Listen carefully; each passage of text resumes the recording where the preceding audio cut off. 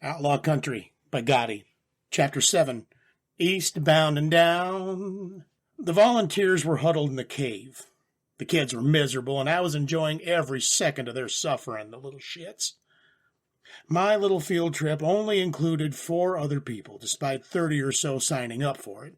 Edmundo wanted me to bring the whole damn group with me, and I kindly informed him that 30 fools trampling through the forest would scare away all the game in 20-mile radiuses. Also, I couldn't babysit more than about a few of them at once. I could barely babysit at all, actually. "How long does this take?" whined Lilia, who was unfortunately part of the first group. She didn't want to come, but she was only interested in shooting. I could understand the sentiment, but I wasn't wasting time on teaching someone who would up and die the second they entered the forest alone. She was currently trying to start a fire using the good old-fashioned method. I was watching her like a hawk, and I knew the little shit would just use a lighter the second I took my eyes off her. I was going to answer her question with something sarcastic, but George answered for me. "It's bound to take a while, Lilia. Wood on wood takes a lot of friction to ignite. You want some help?" She glared at the stick. "Yeah, get over here." George was a member of her age group, which accounted for only a handful of the Cheria. He looked largely human, save for the unusual chitinous ridges. No spider legs on this one. Thankfully, he shuffled over to her, placing his pale hands over hers, giving her his best smile. She looked confused. "Wouldn't it be easier to grab the stick?" she asked. "Oh, right, yeah, good idea," he stammered, blushing slightly.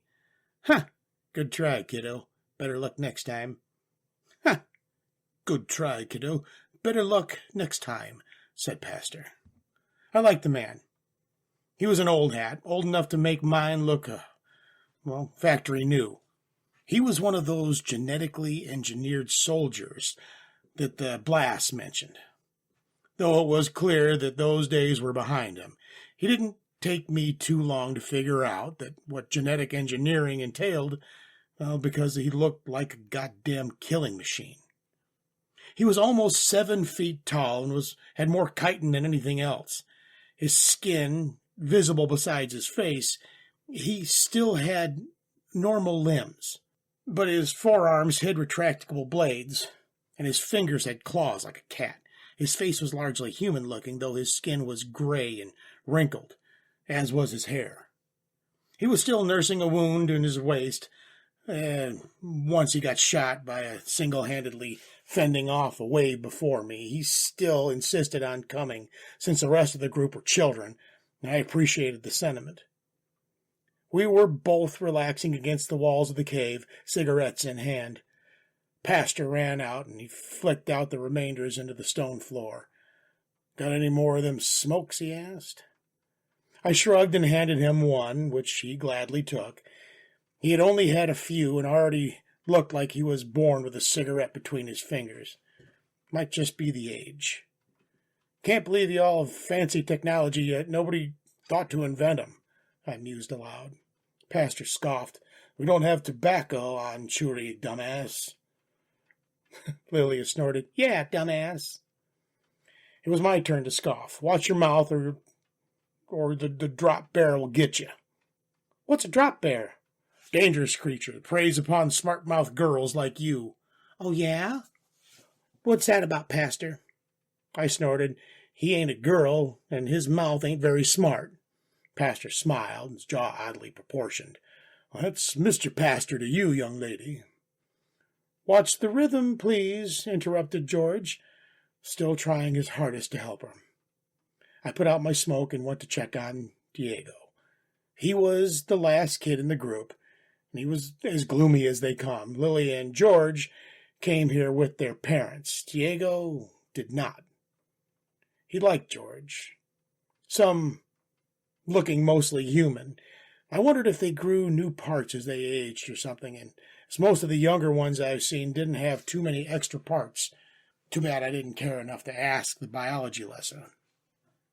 I've taught this group of misfits many things over the last day. Specific plants, properties, how to track, how to hunt, how to skin, bandage, and butcher. All the things of information that any man or child should know. Lilia barely took to it at all, but Diego took to it like a fish to water. No, I wasn't quite right. He was just out of his element as the rest of the city slickers, but he had something that the other kids didn't. Raw determination, pure will. He was quiet, focused, committed. He stared at the bow in his hands, the one he made himself and used to hunt deer. Poor kid. I knew that look in his eyes. It was the look of a child staring at a dead man's gun, contemplating things no kid should contemplate. It was the prelude to a poor and final decision, the kind that everybody would regret. Revenge.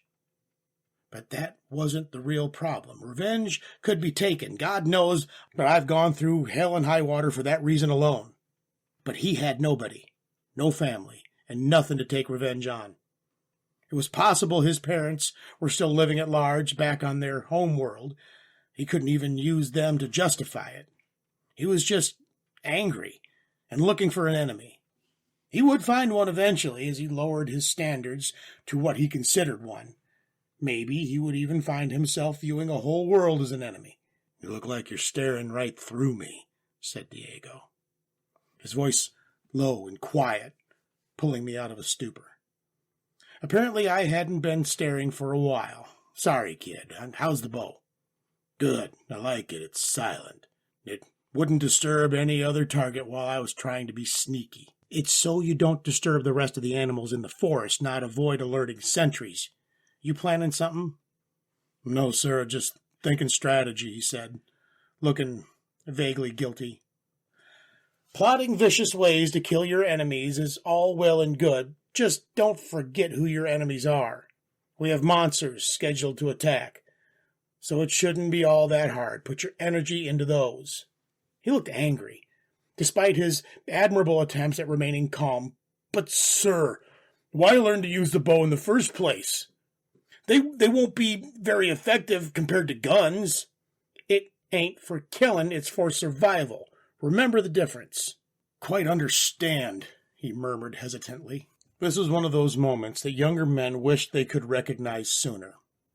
He made me the foolish mistake of opening his heart to me, and my answer would have been a lasting impact. What he was looking for. Validation, a father figure, an excuse. I sighed lightly. He took a knee. Placing a hand on his shoulder, he flinched and was caught off guard. "The difference, kid, is the motivation. It sits differently in your gut, you know. People who kill for the sake of killing, they ain't people no more. A man can kill hundreds or thousands as long as it was for something and still be a man. That anger of yours, you can make it go away, but not how you're thinking." He stared at me, eyes a little moist. "Do you have anything you want to protect?" I asked. He was silent. He shook his head. "Then find it. That's the day you become a man. Unlike me." I was outside standing watch with Jeff. He was silent and gazed off into the stars, and Pastor came to join us. Even though it wasn't his turn, the kids were sleeping and all huddled up in their blankets, and I mercifully allowed them to bring. "Thanks for the pep talk." I wasn't quite sure what to say to him. I grunted.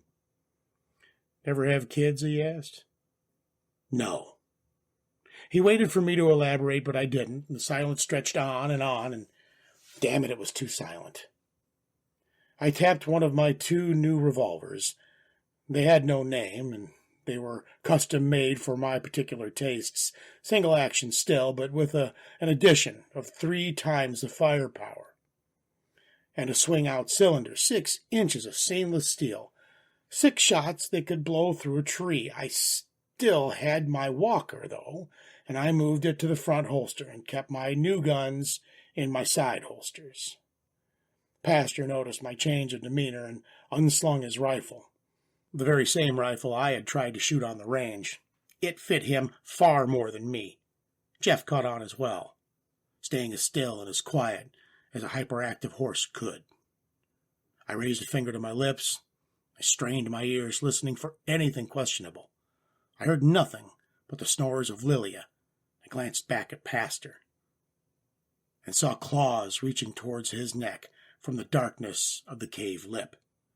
I drew out the hole where I had presumed the head to be, and a crack of gunfire resounded across the hill and into the cave. The body of the creature fell from its perch.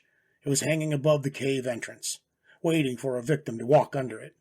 It was clearly the same kind of creature that we'd been dealing with so far, and it looked pretty much like a spider with bladed arms. It was about as tall as my knee, and its leg span was as long as a human was tall. Pastor threw the corpse away and wiped green blood off his face as it flew. Then all hell broke loose. The forest became alive, skittering, coming from every direction. Jeff had already run back into the cave, and Pastor and I pulled back a little before the entrance, limiting the approach of the enemies to only one. They did not hesitate to use it. Lilia's screaming was cut off by the sound of ringing as we both opened fire. Shooting in the cave wasn't healthy for eardrums, but getting cut to ribbons wasn't healthy for the rest of me, so I dealt with it. Pastor did the most, his bullets cutting through the flood of spider monsters like wheat to a scythe. My new gun had plenty of firepower, but it paled in comparison to the pure rate of fire until he had to reload. He shouted something which I assume was reloading, but I couldn't hear, nor did I have the time to read lips. I only noticed the impressive barrage of gunfire had stopped. It had just finished reloading mine, so I had a full 6 shots, and there were 10 of them charging towards us. Well, it wasn't like I had all that accuracy anyway, and make it 12 shots. I drew my second revolver and wielded them both as I opened fire. Shoot one hand, thumb the hammer while I shoot the other. Rinse and repeat. The monsters only took 1 shot each, the high-caliber ammo destroying whatever limb it so much as grazed. Smoke filled the air as flashes of light illuminated the cave even further, displaying the splatter of organs and flash lighting, legs, bodies, blades, blood. It all turned into a haze as it kept firing. It took me 5 seconds to fire all 12 shots. I missed one, and the extra shot was just overkill. Pastor finished reloading. Apparently, the damn gun had an incredibly complicated reloading mechanism. The kids were just huddled in the corner, covering their ears, and Jeff, his face stuck in a bedroll since he obviously couldn't cover his own. "It's over," I mouthed to Lelia. "Combat over. Assessing performance. Skills gained. Dual wield 2. Core progress 62.5%. I just shrugged. Then flashing before my eyes was this wanted poster. Wanted dead or alive. Buck Jones. 0 chips. Bronze core. Occupation, vagabond. Stats. Body, 1.4. Speed, 3.5. Mind, 0.9. Skills, quick draw 3, gun aim 3, penetrating shot 1, fan the hammer 1, single action 3, dodge 1, dual wield 2. Traits, Deadeye 5. Unique skills, Outlaw. Outlaw Country is written by Ghotty and can be found hosted on Royal Road. This has been Scott M. Thanks for listening.